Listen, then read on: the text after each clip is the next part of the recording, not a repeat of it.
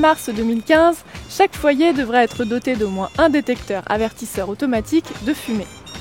Initié par la loi Morange et Mello, ce dispositif, une véritable sentinelle, devient obligatoire. Sans son installation, les assurances habitation seront autorisées à appliquer des sanctions aux assurés. La loi Morange et Mello a été mise en place pour lutter contre les conséquences dramatiques lors des fréquents incendies domestiques. En effet, 300 personnes périssent chaque année en France dans des incendies domestiques. Dans 70% des cas, les décès ont lieu la nuit. Le monoxyde de carbone aggrave la situation car il accentue l'état d'inconscience des victimes. Le détecteur avertisseur a pour but de prévenir le danger par sa sonnerie stridente. Dans cette optique, tout occupant d'un logement sera désormais tenu d'en installer chez lui.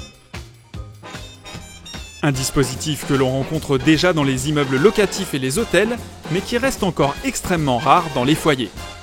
La loi Morange et Mello modifie-t-elle vos obligations par rapport à votre assureur ?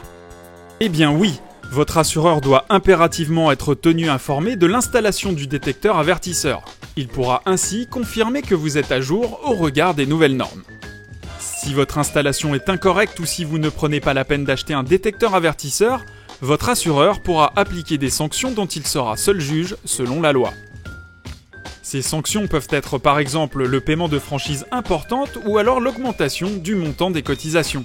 Une seule interdiction pour l'assureur, refuser de vous indemniser.